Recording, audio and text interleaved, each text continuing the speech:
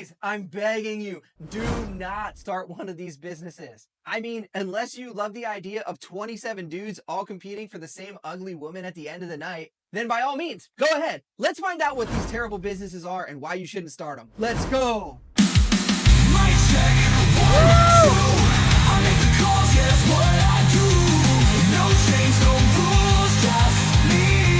This is Legacy Mike.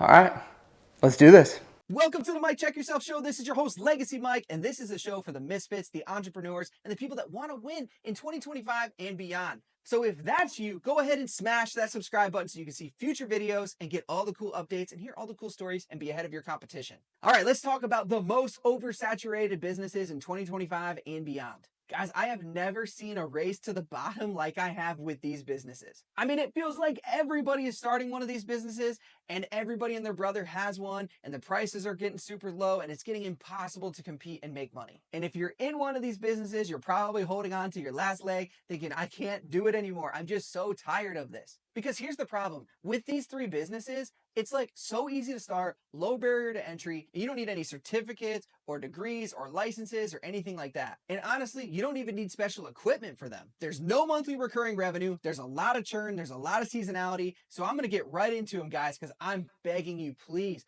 don't start one of these businesses. The first one, and we've talked about this in previous videos, is pressure washing. Like I said in that previous video, there were so many people in 2020 that got into pressure washing because they quit their jobs and they thought this would be the ultimate gold mine and the ticket to high profits. But once that happened, everybody got into it. It drove prices down. Now there's like 3,000 people all doing the same thing, and there's just really nothing specialty about it. And don't get me wrong, I had a pressure washing business, but at the end of the day, there's no specialty licenses, there's no crazy equipment that's involved, and you're just spraying water on houses. Now, I don't say that to disparage the pressure washing guys. It does take a lot of hard work, grit, determination, and some skills to be good at it. But the reality is the difference between being an electrician and a pressure washing guy, big difference. And with that being said, you're not able to demand these crazy high prices like you would in other trade companies. All right, next on the list, landscaping. Same thing as pressure washing. So many guys got into landscaping. I mean, it only takes a mower to start getting into the business. Or you don't even have to have a mower. You just get a shovel and you start digging, you start throwing some mulch down, you start pulling weeds, whatever it may be. Now, I do think with landscaping, you can do well with it if you have additional services like hardscapes or these big cleanup jobs or recurring monthly mowing and things like that. But the reality is, if you aren't doing the specialty services and you're just doing the same things as everybody else, it's going to be so hard for you to win in the landscaping business. Now, one thing that I do think is really cool in the landscaping side is the spraying and fertilizing side.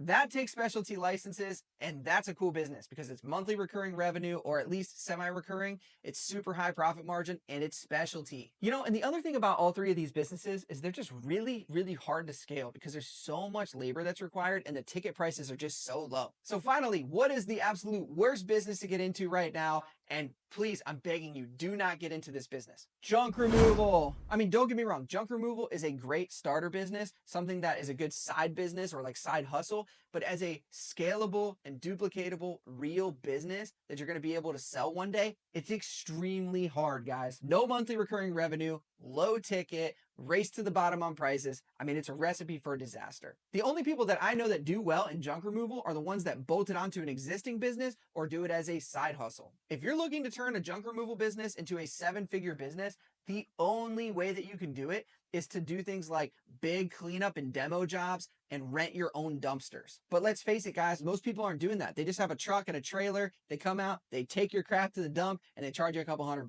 So there you have it, guys. The 3 businesses that you should absolutely not start in 2025 and beyond. I'm begging you, don't do it because it's a race to the bottom, hard to scale, and they are no fun to be in. Thanks for tuning in, guys. Smash the subscribe button, and I'll see you on the next video. Let's go. Mic check, 1, 2.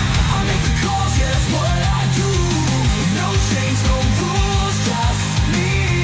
This is Legacy Mike.